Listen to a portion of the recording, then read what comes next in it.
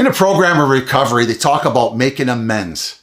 And to some of us, making amends can be very fearful. It really can. It can create anxiety, unrealistic expectations, and it makes us hold back.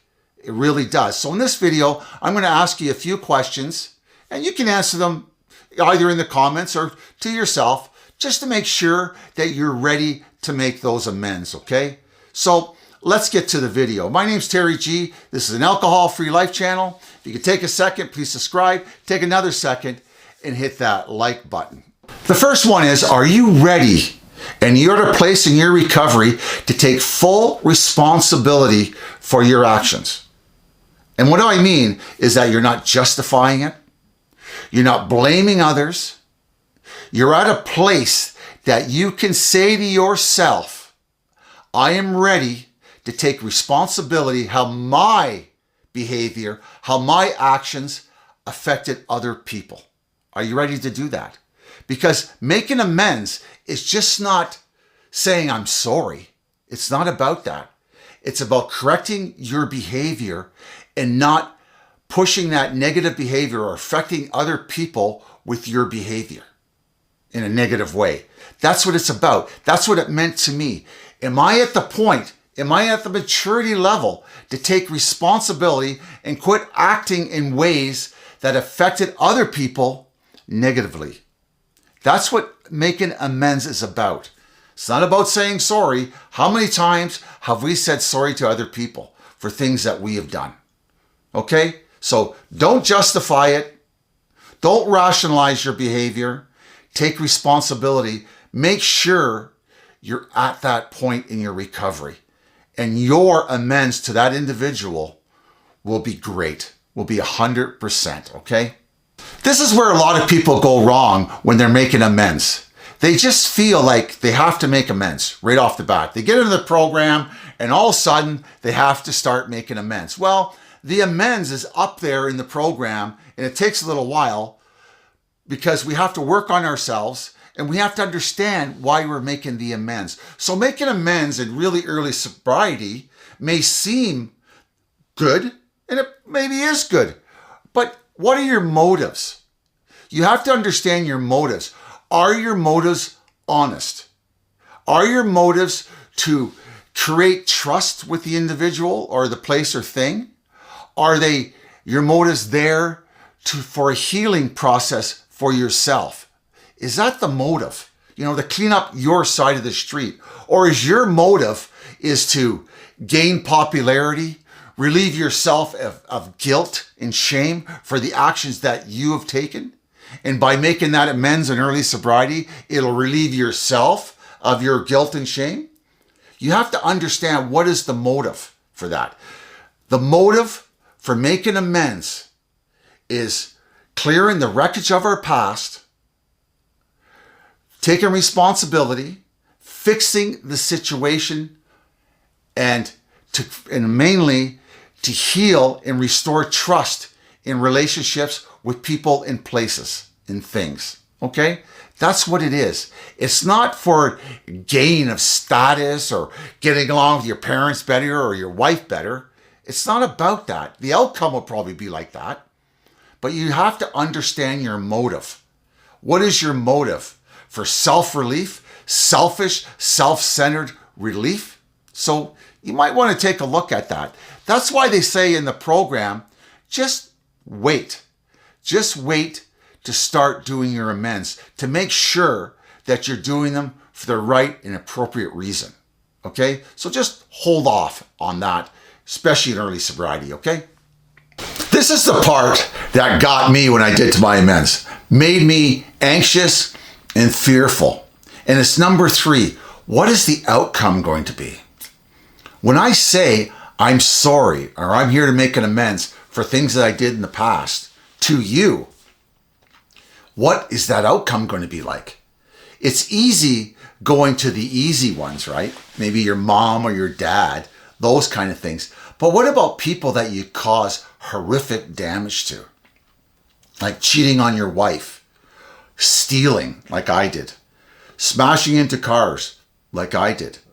All those crazy behaviors that I did while under the use and abuse of alcohol. I was a thief. So I had to go back and amend those situations. Are you ready for that? Are you ready for the outcome? I did amends to one person that I owed $1,800 to. And I wrote a stack of checks up to make monthly payments to him. And the individual told me, he said, Terry, this is after like 20 years of going there. He said, Terry, I thought you were dying and you'd come to say goodbye. And I said, no. Well, sort of. I am spiritually dying. But I said, no. I said, I'm just here to pay a debt off that I owe you. That was $1,800. You know what he said to me? He said, Terry, that debt's clean. You don't have to pay me. Other people didn't even want to talk to me. Other people were so upset with me that they didn't even want to talk to me. So the outcomes of the amends cannot be what you expect. So if the outcome is not what you expect to be positive, if it's negative, or maybe the people are very angry at you, will that derail your recovery? Will that have a negative response? Like I said earlier, the reason we do amends is to clean our side of the street. The way people deal with it is on them. We're there to say, I'm sorry. I'm here to make the amends. What would you like me to do to make those amends? What would you like? Do you want me to pay back the money? What do you need me to do? Do you need me to pay back child support that I've never paid for years? What is it? And if they ask you of that, you need to be prepared to do that. But overall, my experiences while doing amends were quite positive. Most people welcomed it. It's such an unusual thing for people to do that when you go up to an individual or to a store or to an institution and you say, I'm here to apologize, a lot of people are kind of, wow, what's going on here? And they handle it graciously, and they're proud of your accomplishments and the things you're doing to change your life. A lot of them happen like that, but there was a few negative ones. There was ones that I didn't even want to do. I was so afraid to do that I just wrote them a letter. I don't know if that's right or wrong, but at the time, I didn't want to do it. I was afraid of the person. I was afraid I was going to get the shit kicked out of me, to be honest with you. But I owed the person amends because I stole a stereo from them. Yeah, at a house party. And there's a big guy. I don't want to get into it, but anyways, that's what I did. I never heard from that individual. But anyways, maybe that's the cowardly way out of it, but that's what I did. So taking all into consideration what I've described in this video, the 3 examples, the last one, I think is the most important one. They're all important. But before you get started in the amends, I think this is really important. Take your list of people that you're going to make the amends to and go over it with your support network. Either if you have a sponsor, a mentor, a priest, a trusted friend, go over each and every one to make sure that you are ready to do the amends and why you are doing the amends. And the reason I'm telling you this is because sometimes we are so anxious to do the right thing because we want to get sober, we want a spiritual awakening, we want to do the right thing. Sometimes we don't need to do an amends. And let me tell you something. I'll tell you, you don't all the time.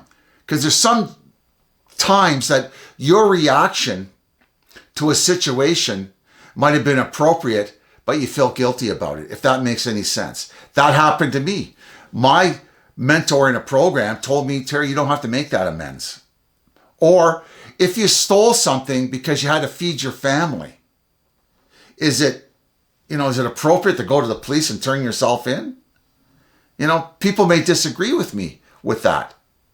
But maybe you give more money at the church, or you give more money in the 7th tradition to offset that stuff that you stole to feed your family and stuff. I don't believe in making amends that puts yourself in harm's way.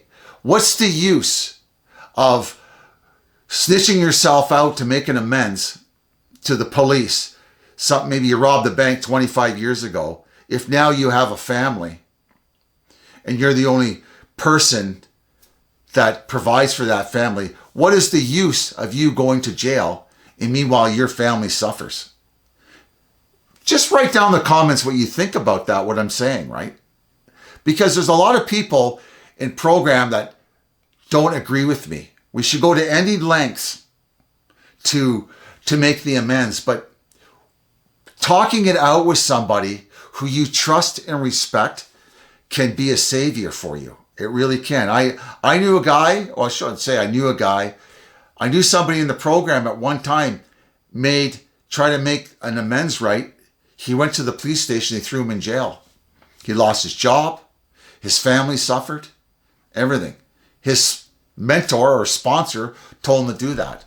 Well, he should have told him to go and see a lawyer first and get some proper counseling before he went. So talking about it to somebody who you trust, who works a great program, is really important to do. So I would do that. Don't go out on your own, okay? Talk about it.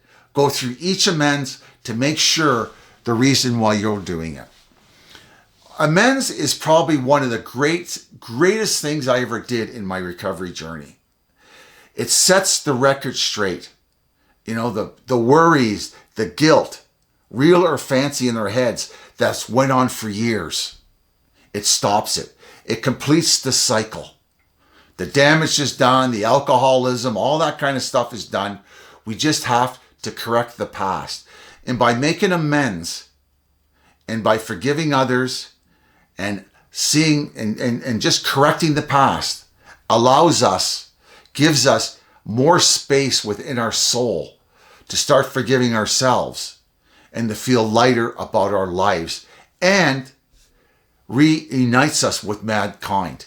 Because having resentments and having anger towards other people, places, and things separates us from our fellows. So doing amends reintegrates us back into the life that we should have had before we picked up the alcohol, or in my case, the drugs, okay? So that's it for the video. If you have any questions or concerns about doing this step or this process, leave it in the comments below. I'd be more than happy to answer any questions, okay? My name is Terry G. This is an alcohol-free life channel where we're learning to live sober one day at a time. You can take a second, please subscribe. Take another second and hit that like button. Can you all do me a favor though? Can you please subscribe and hit that? I think I'm repeating myself. Anyways, God bless. Happy New Year. 2026 is your year. Take it one day at a time, and I'll see you later. Ciao for now.